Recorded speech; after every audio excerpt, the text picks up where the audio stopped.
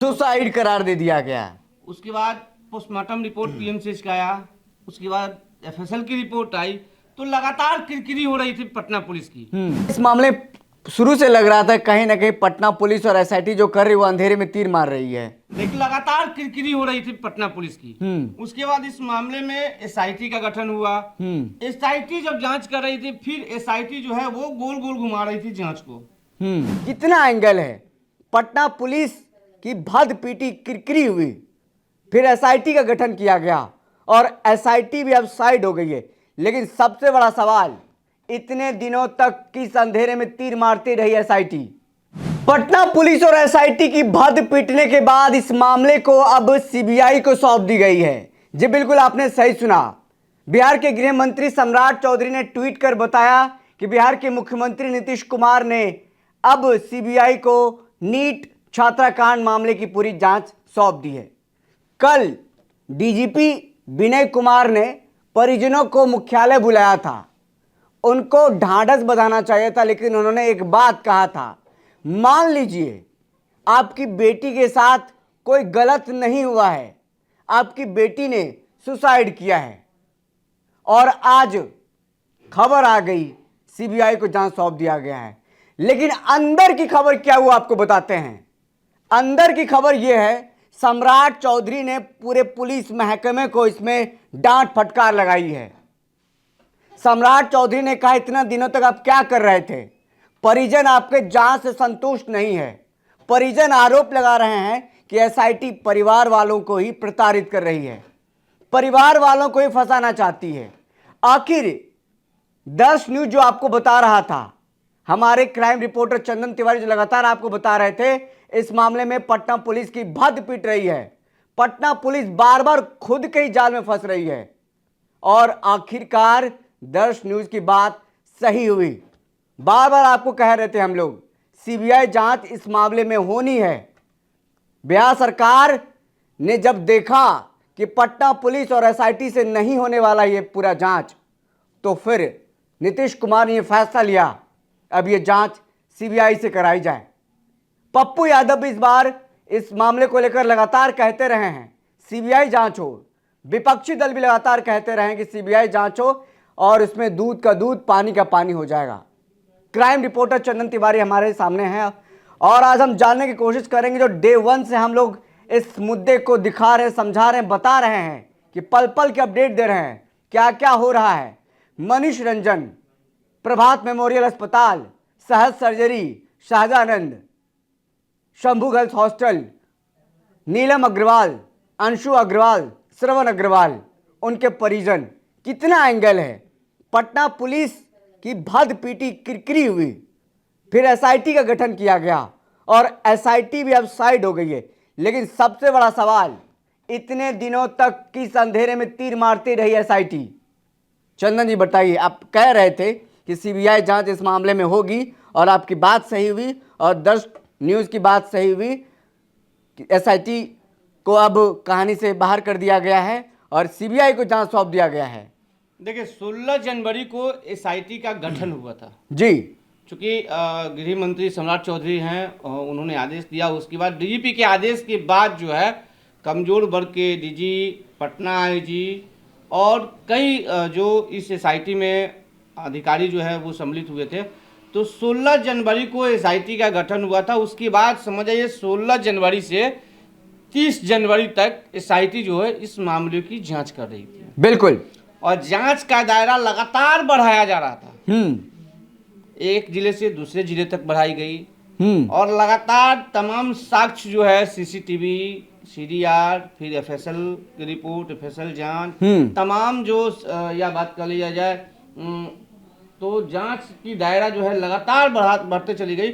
लेकिन जब कल परिजन जो है डीजीपी के आवास पे उन्हें बुलाया गया था, तो वो जब परिजन आए और जब परिजन डीजीपी से मिलकर जब उनके आवास से बाहर आए, तो जो मृतिका की महिला थी वो चीख चीख कर चिल्ला चिल्ला कर रही थी कि अब मुझे कहीं ना कहीं एसआईटी पे भरोसा न रहा। हम लोग भी देखते देखते चौंक गए कि आखिर, क्योंकि देखिए हम लोगों को लगा कि यदि डीजीपी किसी भी पीड़िता को बुलाते हैं और तो कहीं ना कहीं एक आस होता है कि उस कांड में जो है अब उद्भेदन होने वाला है, या कोई जानकारी देने के लिए या लेने के लिए ही बुलाया जा रहा है जी। लेकिन जो मृतिका छात्रा के जो परिजन थे उनके द्वारा कई आरोप भी लगाए गए जी कि नोट की गड्डी नहीं है वगैरह जो भी आरोप उनके द्वारा लगाए गए। पुलिस को पैसा दिया जा रहा है। तो बिल्कुल उसी समय मुझे लग गया, चूंकि देखिए इस मामले में 6 जनवरी का मामला है जी। उस समय से देख लीजिए तो किस तरह से, चूंकि पुलिस का जो पहला थ्योरी था कि नींद की दवा खाने से छात्रा की मौत हुई थी, उसके बाद सुसाइड करार दे दिया गया, उसके बाद पोस्टमार्टम रिपोर्ट पीएमसीएच का आया, उसके बाद एफएसएल की रिपोर्ट आई, तो लगातार किरकिरी हो रही थी पटना पुलिस की। उसके बाद इस मामले में एसआईटी का गठन हुआ। एसआईटी जब जांच कर रही थी, फिर एसआईटी जो है वो गोल गोल घुमा रही थी जांच को। क्योंकि देखिए बिहार की हर वो जनता जानना चाहते हैं, या बिहार के हर वो नौजवान या छात्र या छात्रा जानना चाहते हैं कि नीट छात्रा से जो कांड हुआ था, हत्याकांड, उस मामले के आरोपी कौन है। लेकिन एसआईटी जो है कहीं ना कहीं अभी तक उस गुनहगार तक नहीं पहुंच पाई थी जी। और कहीं ना कहीं उनके परिजन को बुलाहट हुआ था, यहाँ पे परिजन आए, डीजीपी से मिले, उसके बाद जो है फिर वहाँ से वो चीखते चिल्लाते निकल गए। फिर सचिवालय थाना में वो गए, वहाँ की भी तस्वीरें हमने दिखाई। सचिवालय थाना में भी उसके जो मृतिका के जो मामा थे वो साफ तौर पर मीडिया से कहते नजर आए कि हम लोगों को न्याय नहीं मिल रहा है और कहीं ना कहीं गुमराह किया जा रहा है। तो बिल्कुल उसी समय क्लियर हो गया कि देखिए, क्योंकि परिजन लगातार यह बात कह भी रहे थे कि मुझे एसआईटी पे भरोसा नहीं है, मुझे पटना पुलिस पे भरोसा नहीं है, इस मामले की सीबीआई जांच होनी चाहिए। और आज देखिए सुबह सुबह जो गृह मंत्री हैं सम्राट चौधरी, उन्होंने अपना सोशल मीडिया से ट्वीट भी कर दिया है कि अब इस मामले का जो है सीबीआई से जो है वो जांच होनी है। तो बिल्कुल चूंकि 16 जनवरी को एसआईटी का गठन हुआ था और उसके बाद जो है एसआईटी इस पूरे प्रकरण का जांच जो है वो कर रही थी और जांच का दायरा जो है लगातार बढ़ाया जा रहा था, चूंकि मामला जो है 2 जिलों में आ गया था, एक पटना जिला और पटना जिला के सटे आता है जहानाबाद जिला। और चूंकि मनीष रंजन का घर भी जो है जहानाबाद जिला में ही है, कहीं अलग नहीं है जी। और तमाम वीडियो फुटेज, चूंकि जो रेलवे स्टेशन का जो ट्रेन से आते हुए है और लोग पहुंचाने उनके गए थे, तो तमाम फुटेज को पुलिस खंगाल रही थी। फिर शंभू गर्ल्स हॉस्टल का भी, चूंकि ऊपरी फ्लोर पे जो है मनीष रंजन रहते थे, तमाम जो है फिर लड़की की जो छात्रा थी उसकी इलाज जहाँ जहाँ हुई थी उस अस्पताल के लोगों से भी पूछताछ हुआ, या बात कर लिया जाए प्रभात मेमोरियल अस्पताल की, या बात कर लिया जाए सहजानंद के अस्पताल के, दोनों लोगों से पूछताछ हुआ और एसआईटी ने क्लीन चिट नहीं दिया था किसी को। ये जांच की प्रक्रिया चल ही रही थी, लेकिन चूंकि जांच में क्या आया वो अभी तक ओपन नहीं किया गया, क्योंकि हर एक वो पदाधिकारी जो है, जो अधिकारी हैं, या पटना आईजी की बात कर लिया जाए, एसएसपी की बात कर लिया जाए, या डीजीपी की बात कर लिया जाए, वो हर मुद्दे पे बात करते थे, लेकिन एसआईटी के मुद्दे पे वो नहीं बात करते थे। एसआईटी का सवाल सुनते ही वो वहां से निकल जाते थे जी। शायद यही कारण है कि हम लोग कई बार कोशिश भी करते थे, क्योंकि हम लोग जब अमूमन क्राइम देखते हैं तो कई बार अधिकारियों से मुलाकात होती है, तो मुलाकात के दौरान हम लोगों की इच्छा होती है कि आखिर इस मामले में क्या अपडेट है वो जानना चाहते हैं जी। लेकिन जब अधिकारी, समझ जाइए कि आपको देखे कि मीडिया कर्मी आ गए और अधिकारी वहां से कल्टी ले लें, फिर आप समझ जाइए कि क्या जांच चल रही है। आपको इस मामले शुरू से लग रहा था कहीं ना कहीं पटना पुलिस और एसआईटी जो कर रही है वो अंधेरे में तीर मार रही है? देखिए, अंधेरे में तीर इसलिए मैं बता रहा हूं क्योंकि यदि किसी तरह का यदि कोई भी जांच होता है तो यदि मान जाइए कि कोई गलत चीज को दर्शा रहा है तो उसको, यदि गलत है तो उसे बताया जाता है कि नहीं इस प्रक्रिया में ये हो रहा है, मैं आपको बता रहा हूं। लेकिन इस मामले में कोई भी अधिकारी कुछ भी बोलने को तैयार नहीं थे, सिर्फ जांच चल रही थी। और कई जो आपको बताए थे गृह मंत्री जो सम्राट चौधरी हैं, उनके आवास पर घंटों बैठक हुई थी, जिसमें गृह सचिव, डीजीपी, आईजी, एसएसपी, तमाम जो एसआईटी के लोग थे बड़े बड़े, सबको बुलाया गया, सबको तलब किया गया था गृह मंत्री की तरफ से। और कल ही मुझे लगता है कि ये तमाम चीजों को परख कर सम्राट चौधरी जी के द्वारा जो है ये फैसला ले लिया गया। कहा गया था कि परिजनों को भी बुलाया गया सम्राट चौधरी के घर पर, लेकिन परिजन गुस्से से नहीं गए। जिस तरीके से डीजीपी साहब ने कहा कि पोस्टमार्टम रिपोर्ट अफवाह है, मान लो कि आपकी बेटी के साथ गलत नहीं हुआ है, सुसाइड की है, उसके बाद वो गुस्से में घर चली गई, सम्राट चौधरी के पास मिलने के लिए नहीं गई थी। नहीं, सम्राट चौधरी वो डीजीपी के आवास पे गई, उसके बाद जो है वो सचिवालय थाना चली गई जी। क्योंकि सचिवालय थाना में भी कई एसआईटी के बड़े बड़े पदाधिकारी जो थे, अधिकारी जो थे, जैसे आईजी, पटना आईजी और डीएसपी सचिवालय, कई लोग वहाँ पे मौजूद थे। और उनके मामा बोले भी कि मैं अकेला बात नहीं करना चाहूँगा, अकेला क्या बात करूँ। तो देखिए, चूंकि कई चीज़ें जो है ना, ये स्पष्ट नहीं हो पा रहा था कि आखिर जांच की दिशा जो है किधर जा रही है, किधर जा रही है। और इस मामले में अब तक क्या अपडेट है। कहा जा रहा था मुख्यालय रोज इसकी समीक्षा करेगी, लेकिन मुख्यालय समीक्षा तो कर रही थी, लेकिन मीडिया को क्यों नहीं बताया जा रहा था। और यही कारण है कि आज जो है ये मामला जो है एसआईटी से अब जो है सीबीआई को चली गई है। क्योंकि बिहार के हर एक, जो बिहार की जनसंख्या जो 14 करोड़ है ना, हर एक लोग ये जानना चाहते हैं। अभी आप कहीं भी चले जाइए, हर चौक चौराहे पे नीट की चर्चा हर जगह हो रही है। नीट छात्रा कांड में क्या हुआ, हर लोग जानना चाहते हैं।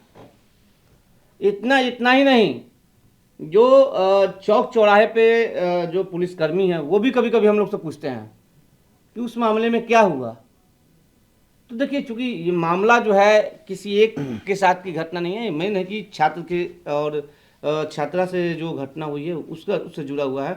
तो ये तमाम लोगों को कहीं ना कहीं जो है ना निचोड़ कर जो है हिलाकर जो है ये घटना रख दिया है। और इसी कारण है कि हर छात्र छात्रा या युवा जो है इस जानना चाहते हैं कि आखिर इस कांड के गुनहगार कौन है। और एसआईटी कहीं ना कहीं उस गुनहगार को अभी तक नहीं पकड़ पाई थी।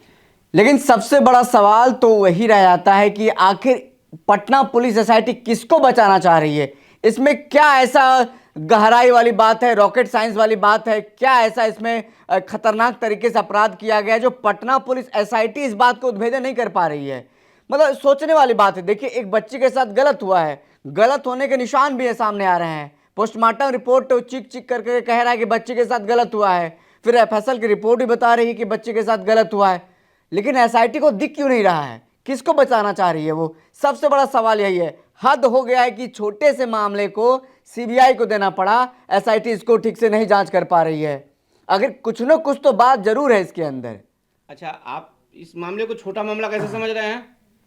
देखिए, बच्ची के साथ गलत हुआ है, मामला जो है एसआईटी हो या पटना पुलिस हो, दोनों के गले में हड्डी जैसे फंस गई है, जो न निगलने में बन रही है न उगलने में बन रही है। कौन है वो हड्डी, किसको बचाना चाह रही, सबसे बड़ा सवाल ये है कि एसआईटी हो या पटना पुलिस हो, सब लोगों की किरकिरी हुई है। और आज ये मामला जो है सीबीआई को देना पड़ गया।